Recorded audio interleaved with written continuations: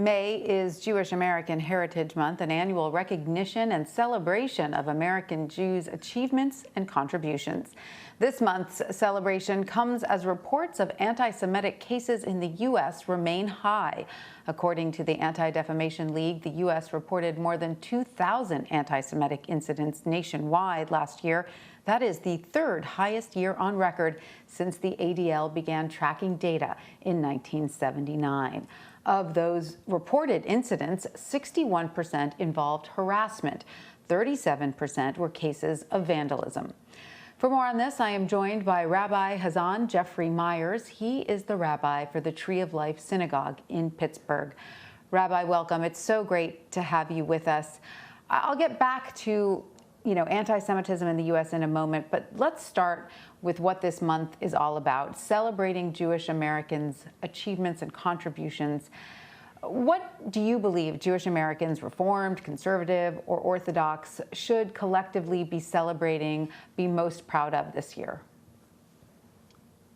I would say not in specific time frame, but just in the overall attitude that we continue to have, that our Torah teaches us to have responsibilities to our neighbors, to better our society, and that Jewish Heritage Month celebrates the fact that we continue to be engaged with all levels of society to do all that we can to improve the lot of our fellow human beings throughout the United States. And I think that it's just a reflection, again, of what it means to be Jewish. And Rabbi, I do think that sometimes people forget that, Jews in this country are a minority and a group with a long and public history of persecution. Of course, you and your congregation sadly know all too well what anti-Semitism at its worst can do. 11 members of your synagogue, for our viewers who don't remember, are no longer with us after a gunman opened fire there in 2018. So, Rabbi, how is your community doing? How is it healing since that tragic event? The healing for a community from mass shooting is far different than when one loses, say, a parent. When your parent passes away, it takes time to cope with the grief, the loss. Over that period of time, eventually you come to acknowledge and accept the new reality that your parent is physically not with you and how to live with that reality. In the case of a mass shooting, however, I've come to see that the reminders are all around us every single day. Whether it's, for me, for example, when I pass by the Tree of Life, I'm reminded. When I go through neighborhoods where we see signage that remember those that we lost, I'm reminded. So for all of us in the greater Pittsburgh community, we see reminders of our losses every single day. It's learning to cope with that, integrate that into your being, and to recognize that we will never fully be healed. We will always be healing. There will be good moments in a day. Sometimes there may be a bad moment in the day. The day can have ups and downs. It's not any one specific direction. My hope would be, over a period of time, if you would look at a grid, you could see that from the 30,000-foot view, yes, little by little, we are healing, we are getting better. But if you look microscopically, you're going to see ups and downs on any given day. Particularly, whenever there's a mass shooting, it brings me back to that day. It just does. Totally understandable. And all of our hearts go out to you and everyone in the community. We covered that tragic event, of course, in the news, and all of our prayers are still with you.